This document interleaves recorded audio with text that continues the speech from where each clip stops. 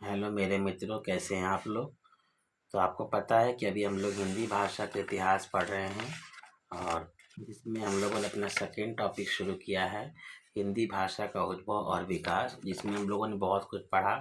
खड़ी बोली के विकास के बारे में पढ़ा हमने और भी पीछे बहुत कुछ पढ़ा हमने। प्राचीन हिंदी, मध्यकालीन हिंदी, आधुनिक हिंदी। अगर आपने नहीं देखा वीडियो तो देख लें। आइए आज शुरू करते हैं। तो कल हमने पिछली वीडियो में पढ़ा था आपका खड़ी बोली के बारे में, उसका विकास कैसे हुआ, कहाँ कहाँ बोली जाती है, किन्होंने क्या कहा उसके बदले। तो आज पढ़ेंगे हम लोग ब्रजभाषा। ब्रज का शाब्दिक अर्थ है पशुओं या गौओं का समूह अथवा चारागाह ग्रहण किया जाता है ना। तो ब्रज का अर्थ है, शाब्दिक अर्थ पशुओं या गायों का समूह अथवा चारागाह। सामान्यतः उत्तर प्रदेश के मथुरा और वृंदावन क्षेत्र में पशुपालन की प्रधानता होने के कारण यह क्षेत्र ब्रज कहलाया तथा यहाँ बोली जाने वाली भाषा को ब्रज भाषा कहा गया। तो उत्तर प्रदेश के मथुरा और वृंदावन में पशुपालन की क्या है, प्रधानता है, और यही कारण से ब्रज का अर्थ पशुओं का समूह भी माना गया है और इसीलिए यहाँ की भाषा को ब्रज भाषा कहा जाता है। तो ये तो उतना इम्पोर्टेंट नहीं है, लेकिन फिर भी थोड़ा पढ़ लेते हैं हम लोग। आगे आते हैं जो बहुत इम्पोर्टेंट है, ब्रज भाषा के प्रयोग का क्षेत्र। कहने का अर्थ है कि ब्रज भाषा का प्रयोग किन किन क्षेत्रों में हुआ। तो पहला है भरतपुर, जो ना राजस्थान में है। देख लीजिए आप, धौलपुर अभी राजस्थान में है। तो ब्रज भाषा का बहुत विस्तृत रूप है, विस्तृत क्षेत्र भी है। तो भरतपुर और धौलपुर जो है आपका राजस्थान में पड़ता है, ठीक है ना। आगरा, मथुरा, अलीगढ़, बरेली, मैनपुरी, एटा और बदायूं, ये सब आपका यूपी क्षेत्र में पड़ता है। डॉक्टर नगेंद्र के अनुसार इसका विकास शौरसेनी अपभ्रंश के मध्यवर्ती रूप से हुआ है। तो ऐसे तो ब्रज भाषा का विकास पता ही, शौरसेनी अपभ्रंश से हुआ है, ठीक है ना। और नगेंद्र जी के अनुसार भी वही बात कही गई है, लेकिन उन्होंने मध्यवर्ती रूप से कहा है कि शौरसेनी के अपभ्रंश के मध्यवर्ती रूप से ब्रज भाषा का विकास हुआ है।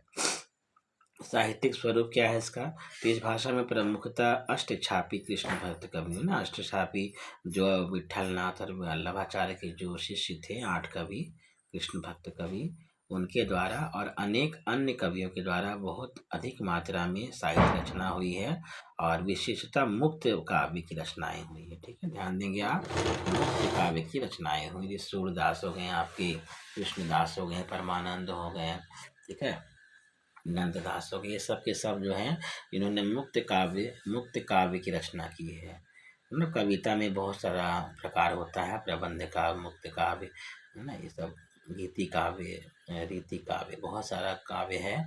तो मुक्तक काव्य की उन्होंने रचनाएं की हैं ब्रज भाषा में, ठीक है। ब्रज भाषा को बंगाल में क्या कहते हैं, ब्रज बोली भी कहा जाता है। तो बहुत इम्पोर्टेंट है ब्रज भाषा। अगला है हरियाणवी या हरियाणी भाषा, ठीक है। तो इतना ये इम्पोर्टेंट नहीं है, जो ज़रूरी मैं बता देता हूँ आपको कि हरियाणा जो है आपका, हरियाणा का प्रयोग क्षेत्र कहाँ पर है, तो इसका जो क्षेत्र है वो हरियाणा प्रदेश है, ठीक है ना। हरियाणा प्रदेश है और दिल्ली का देहाती भाग है। तो दिल्ली में तो भाई आपकी खड़ी बोली बोली जाती है ना, तो आपका वहाँ हरियाणा भी बोला जाता है, ऐसा बात नहीं, लेकिन दिल्ली के आंतरिक जो देहाती क्षेत्र हैं, जो ग्रामीण क्षेत्र है, वहाँ बोला जाता है। डॉक्टर नगेंद्र के अनुसार हरियाणी का विकास उत्तरी शौरसेनी अपभ्रंश के पश्चिमी रूप से हुआ है, ठीक है। हरियाणी का विकास किससे हुआ है, उत्तरी शौरसेनी अपभ्रंश। ऐसे बता दूं कि इसका भी शौरसेनी अपभ्रंश से आपका विकास हुआ है। साहित्यिक रूप इसका क्या है, तो इसके इस बोली में केवल वहाँ का लोक साहित्य ही, मतलब केवल हरियाणा का लोक साहित्य ही लिखा गया है। तो इम्पोर्टेंट उतना नहीं है ये। बुंदेली या बुंदेलखंडी, ये थोड़ा इम्पोर्टेंट बनता है।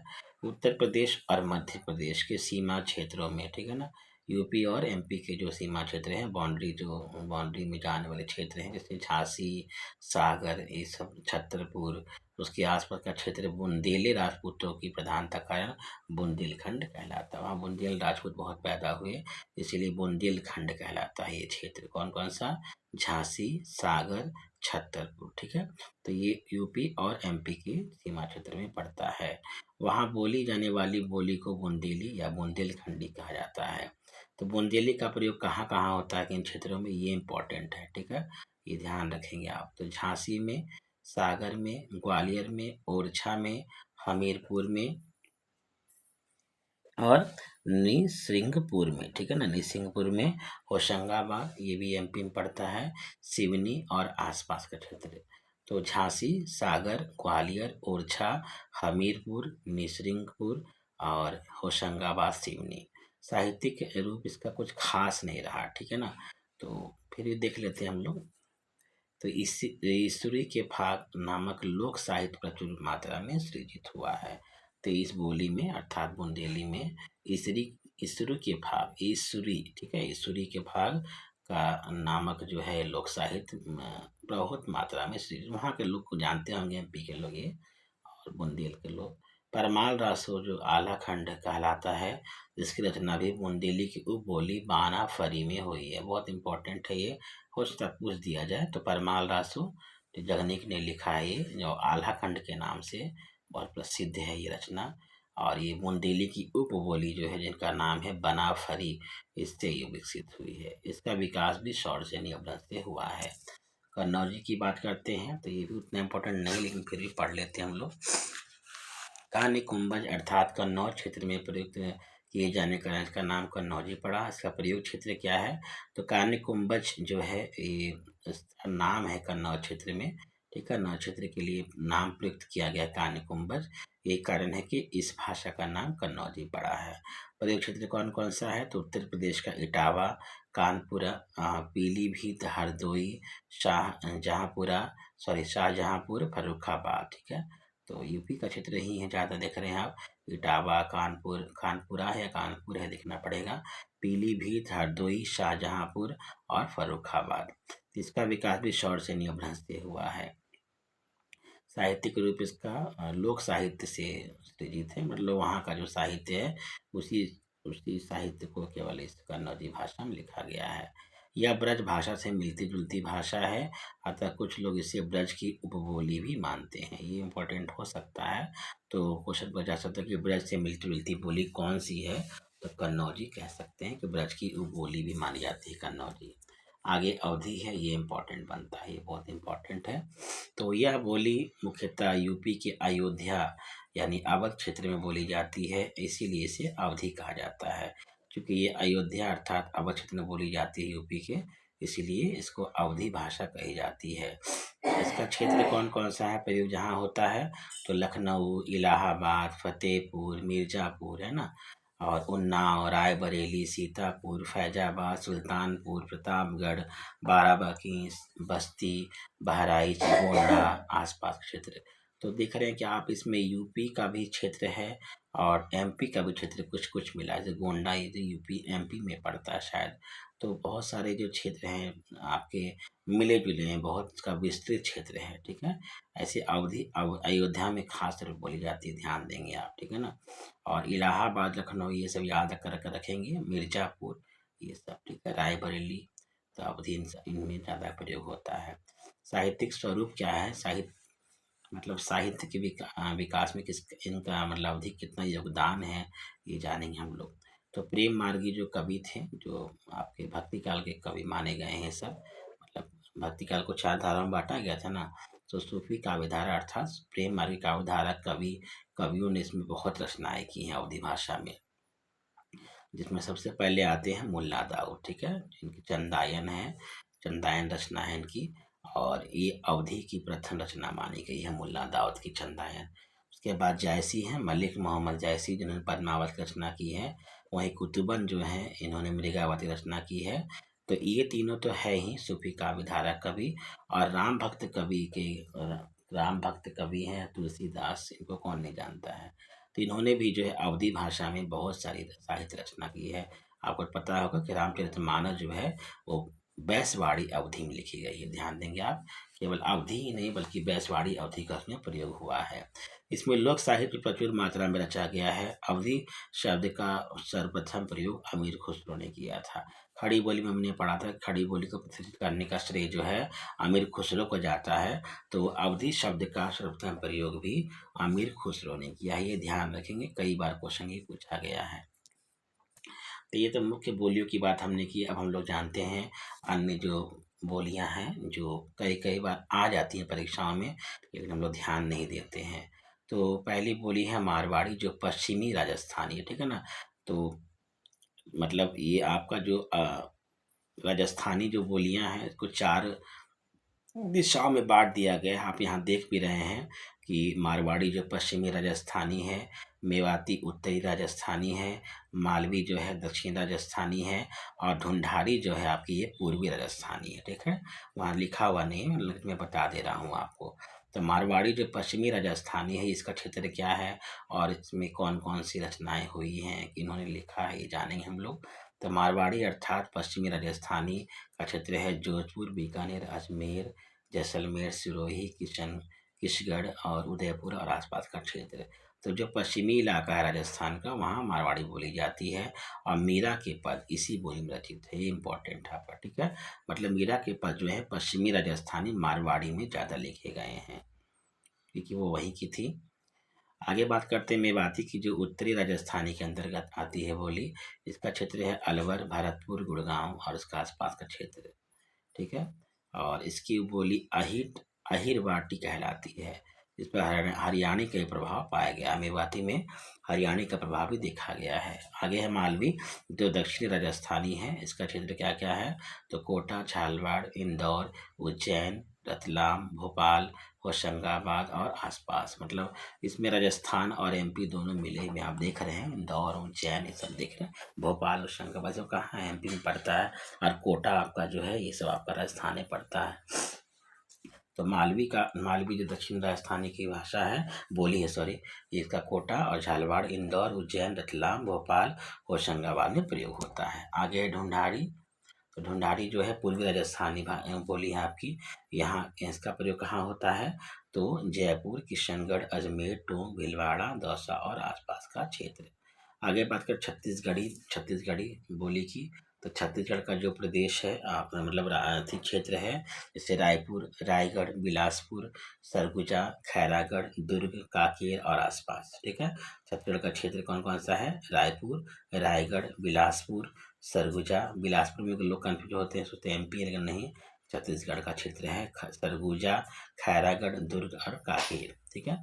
आप अर्धमागधी अपभ्रंश के दक्षिणी रूप से इसका विकास हुआ है। तो छत्तीसगढ़ी जो भाषाएं हैं, जैसे अवधी हो गया, पूर्वी बोली के अंतर्गत आती है छत्तीसगढ़ी, ठीक है। ध्यान देंगे, पूर्वी जो अवध हो गया आपका, मैं भूल रहा हूँ, और छत्तीसगढ़ी एक और भाषा है। तो 3 वहाँ अर्धमागधी अपभ्रंश में भाषाएं हैं, ठीक है, जो पूर्वी के अंतर्गत आती है। लेकिन यहाँ लिखा है कि अर्धमागधी अपभ्रंश के दक्षिणी रूप से इसका विकास हुआ है, किसका, छत्तीसगढ़ी का, दक्षिणी का, ठीक है। और वहाँ पूर्वी पूर्वी भाषा की बात हम लोग करते हैं, ठीक है। पूर्वी पूर्वी रूप भी मतलब पूर्व दिशा की और भी इसका विकास हुआ है अर्धनागरी अपभ्रंश का। जो 3 बोलियां मुख्य रूप से बोली जाती हैं, मुझे भी याद नहीं आ रहा है, देखना पड़ेगा मुझे। आप लोग बताएं अगर आता है आपको तो। आगे बढ़ते हैं। भोजपुरी जो है, तो भोजपुरी जो है वो बनारस, जौनपुर, मिर्जापुर, गाजीपुर, बलिया, गोरखपुर, देवरिया, आजमगढ़, शाहाबाद, चंपारण, सारण, बस्ती और आसपास का क्षेत्र। तो भोजपुर का क्षेत्र बहुत विस्तृत है। और भोजपुर का क्षेत्र यूपी और आपका बिहार और झारखंड, ये तीनों में फैला हुआ है।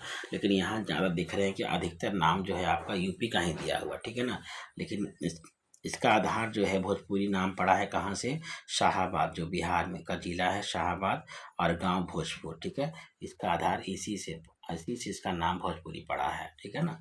भोजपुर गांव और जिला शाहाबाद जो बिहार में है, इसी के आधार पर इसका नाम भोजपुरी पड़ा। लेकिन अधिकतर ये कहाँ बोली जा रही देख रहे हैं आप, तो अधिकतर बनारस, जौनपुर, मिर्जापुर, गाजीपुर, बलिया, गोरखपुर, ये सब कहाँ है, सब यूपी में है। देवरिया, आजमगढ़, शाहाबाद एक बिहार में आपका है, देख रहे हैं।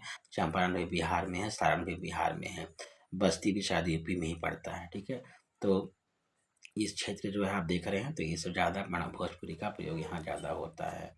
हिंदी प्रदेश की बोली में यह सबसे ज़्यादा बोली जाती है। तो हिंदी प्रदेश की बोलियों में मतलब हिंदी प्रदेश जो है, जैसे कि बिहार हो गया आपका, यूपी हो गया, बहुत जगह ये भोजपुरी बोली जाती है। चलिए आगे बढ़ते हैं। मगही। मगही जो है पान का नाम नहीं है, भाषा का नाम है। पटना, गया, पलामू, मुंगेर, भागलपुर, हजारीबाग और आसपास के क्षेत्र है। तो ये पहले तो सब झारखंड बिहार एक ही था, अब अलग हो गया। तो पटना, गया, मुंगेर, भागलपुर, ये सब तो बिहार में पड़ते हैं। वहीं पलामू और हजारीबाग ये झारखंड का क्षेत्र है। तो मगही का प्रयोग झारखंड और बिहार मतलब समझिए बिहार के में होता है। पहले तो बिहार ही था ना सब कुछ। तो मगध राज्य के तद्भव रूप मगह के आधार पर इसका नाम मगही पड़ा। तो आपको पता है कि बिहार जो राज्य है वो उसमें मगध राज्य का उदय हुआ था। कई मौर्य मतलब चंद्रगुप्त मौर्य हो गए, आपके उदयन हो गए, बिंबिसार, अजातशत्रु, बहुत सारे राजा हुए यहाँ पर। इसमें साहित्य एवं ललित साहित्य भी रचा गया है। मैथिली भाषा बिहार की भाषा है, ध्यान देंगे आप। और ये मागधी अपभ्रंश से आपका विकसित हुई है। मागधी अपभ्रंश के मध्यवर्ती रूप से विकसित हुई है। कौन? मैथिली। ठीक है, मैथिली। और क्षेत्र कौन कौन सा है आप देख रहे हैं, तो दरभंगा है, मुंगेर है, और पूर्णिया और मुजफ्फरपुर। मतलब बिहार का जो उत्तरी क्षेत्र है, उत्तरी बिहार जो है, उत्तर दिशा में जो क्षेत्र है, दरभंगा, मुंगेर, पूर्णिया, मुजफ्फरपुर, उधर मैथिली का क्षेत्र है। और यह मागधी अपभ्रंश के मध्यवर्ती रूप से विकसित हुई है। तो इतना ही पढ़ेंगे हम लोग। आगे देख लेते हैं, ये भी देख लीजिए आप, थोड़ा देख लेते हैं हम लोग। तो पश्चिमी पहाड़ी बोली भी है, मध्यवर्ती पहाड़ी भी है, और बघेली भी है। बघेली से क्वेश्चन पूछते हैं लोग, देख लेते हैं हम लोग, उसको पढ़ लेते हैं। तो पश्चिमी पहाड़ी का क्षेत्र कौन कौन सा है, तो जौनसार, सिरमौर, शिमला, मंडी, चंबा और आसपास। ये तो उत्तराखंड का क्षेत्र मुझे दिखाई दे रहा है। ये शिमला, मंडी और चंबा सब उत्तराखंड का क्षेत्र है। पश्चिमी पहाड़ी मतलब जहाँ पहाड़ हो, ध्यान रखेंगे आप। आगे है मध्यवर्ती पहाड़ी, तो इसमें गढ़वाल, कुमाऊनी है ना, ये आसपास का क्षेत्र है। कुमायूं है। गढ़वाल और कुमायूं, ऐसे गढ़वाल और कुमायूनी के सम्मिलित रूप को क्या कहते हैं, मध्यवर्ती पहाड़ी। मतलब जिसमें गढ़वाली और कुमाऊनी दोनों बोलियों का मिक्सअप हो, मिला हुआ हो, उसी सम्मिलित रूप को क्या कहते हैं, मध्यवर्ती पहाड़ी कहते हैं, गढ़वाली और कुमाऊनी। और बघेली जो है ये पूर्वीय अपभ्रंश के अंतर्गत आता है, आती है। ठीक है ना। रीवा, सतना, नागौरद, राह, डोल, महर और आसपास का। रीवा मुझे लगता है एमपी का क्षेत्र पड़ता है, बघेली। ठीक है ना, एमपी में बोली जाती है सब। रीवा, सतना, नागौरद, राह, डोल, महर और ये आसपास क्षेत्र है। तो रीवा एवं इसके आसपास का क्षेत्र बघेली राजपूतों की प्रधानता कारण बघेल खंड कहलाता था तथा वहाँ की बोली बघेली कहलाती है। तो हमने वो जो है ये ख़त्म कर लिया हमारा टॉपिक जो है। इस टॉपिक का नाम था आपका हिंदी भाषा का उद्भव और विकास। अब इसके बाद इसमें और भी बहुत सारे टॉपिक बचे हुए हैं। ठीक है, इसको धीरे धीरे हम लोग कंप्लीट कर लेंगे। और मैंने प्लेलिस्ट बना दी है अलग से, ऐसे हिंदी भाषा साहित्य के नाम से नोट्स प्लस एमसीक्यू टॉपिक बनी हुई। पहले मैंने बहुत कुछ पढ़ाया है, अगर आप देखना चाहे देख सकते हैं। ठीक है, आज के लिए इतना ही।